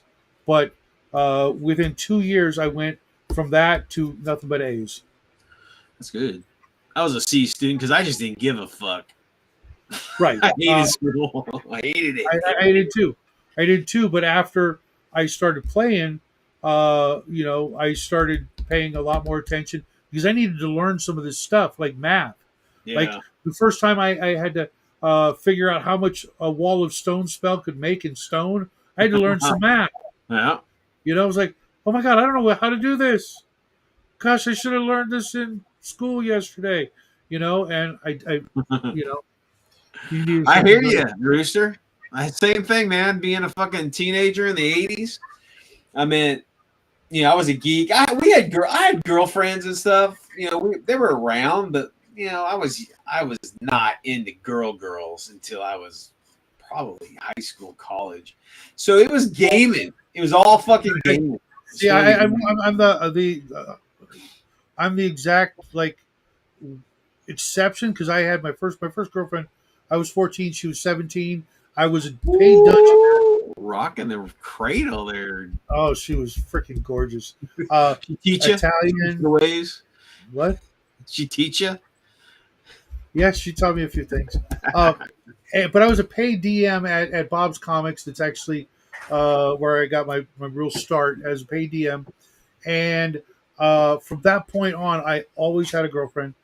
And 9 times out of 10, eventually she played, or they played a hell of a lot of D&D. Say hi. It's Shadow. Hey, guess who walked in? My No, girlfriend. what's happening? Girlfriend, his wife. Hey, No, I was talking about my past. We're talking about. wow. When Yeah, we were kids. I mean, I was lucky enough that majority of the women that I was with, they were all gamers too, so that was awesome. Yeah, so I had a few, plus I was in a band, from the time I was like 16, 17 to 21. What'd you play? I bass and screamed into a microphone. Yeah. There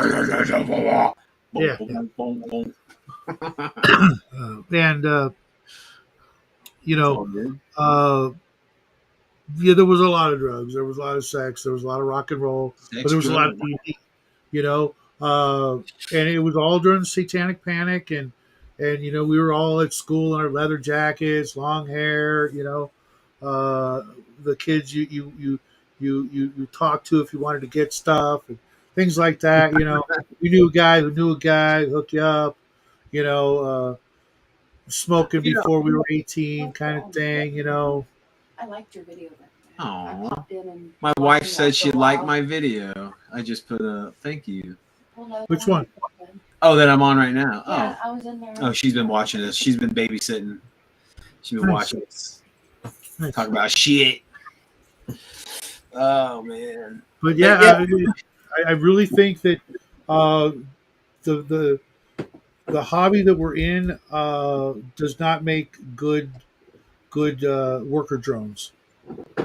No, I agree with that. I agree. I think most people who, especially role play, like dedicated role play people, they're not drones.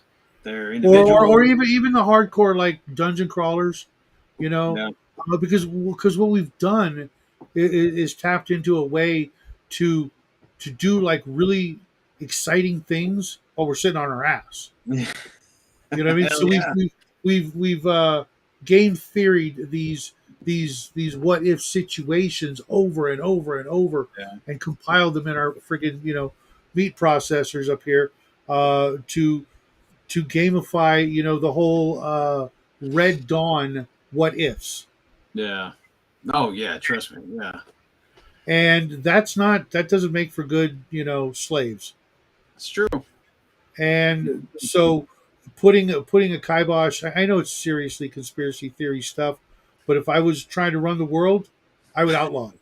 I would outlaw D&D and all role playing games. What the fuck? Well, because I was an evil Yeah, because supervillain. you're evil bastard. No, I'm not. But if I was, that's what I would Sure. do.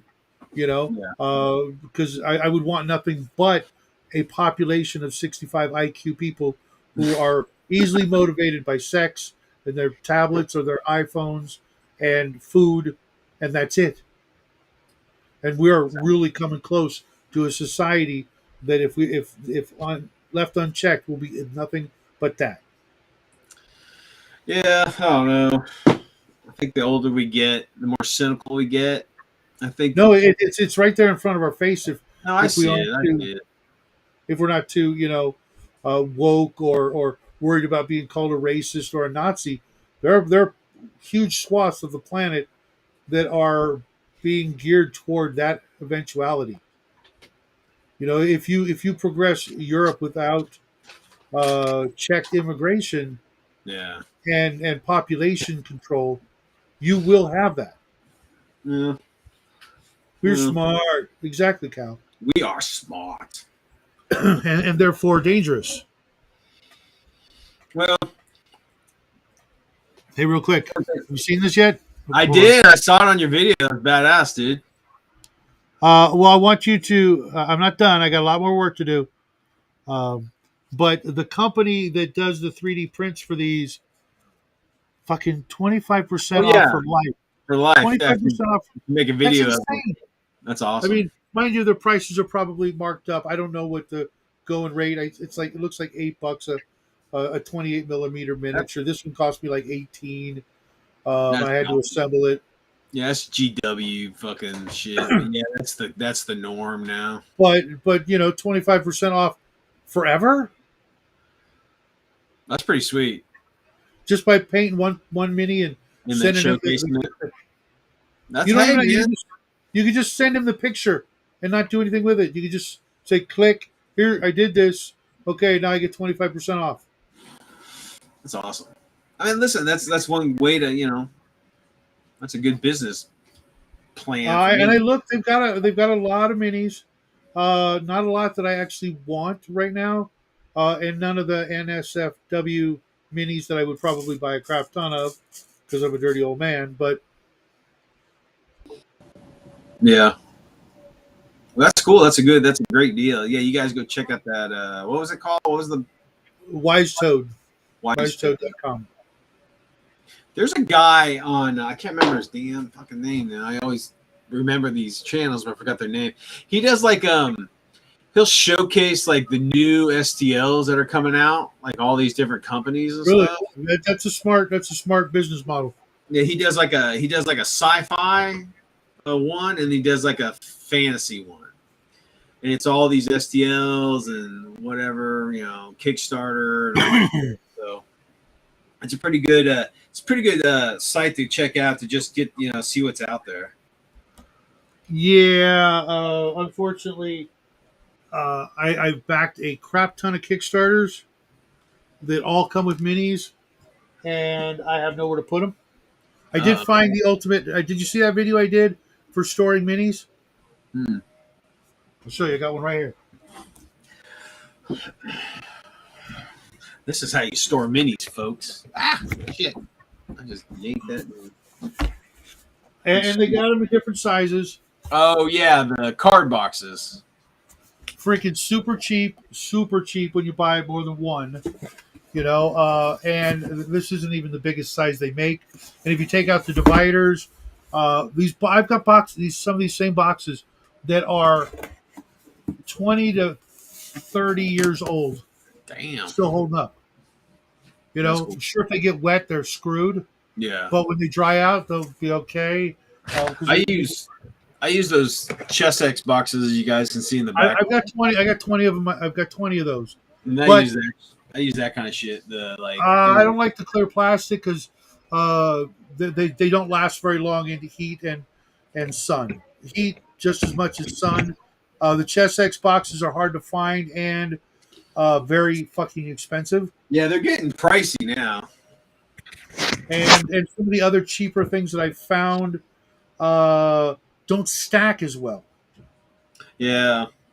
You know, all those weird shaped, soft and hard things with handles. Those things I can stack those to the rafters, Yeah.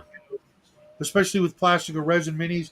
I could literally stack 20 of them on top of each other with no problem whatsoever. Jeez, Uh, man. We're talking about storage dilemmas. That means we got too much shit. but that's why I'm staying away from 3D everything for now, because I've got the Shadows of Brimstone Kickstarter coming in, the Epic Warpath Kickstarter coming in, the Dungeon Dwellers Kickstarter coming in, and probably the Dungeons and Lasers, and like 2 or 3 other possible Kickstarters with a crap ton of minis. And by crap ton, I mean no less than 200 per, Damn. sometimes 500. And I've got unopened boxes from years ago of Kickstarters unopened. You're like a hoarder. Like you be the best hoarder. Like episode. It's just like you get killed by like a giant like mountain These fall shells. of like games just murdering you. I'm in the middle of a live stream earthquake, and Like, I just there's like a Dungeons and Laser box. everything I buy within a certain percent, like a certain percentage of the stuff I get, I know is going into the store. Yeah, I got you. And when you buy Kickstarters, you get them at Sean, about, good to see you, brother. You have a good night, man. Good you talking. get them for like a third of what they're worth at the time. Yeah, And then years go by, and you can't get that stuff anymore at all. You throw it on a shelf in a store, and people see a $50 price tag, and they don't freaking blink. yeah. You paid 10. You're not even collector, just it's going to get opened and played with. Yeah. Oh yeah. I'm okay with that. I've got all kinds of crap that uh, I want that to happen with. Yeah. I like when I back Kickstarters, I often double it, Yeah. So you can. so I could do that.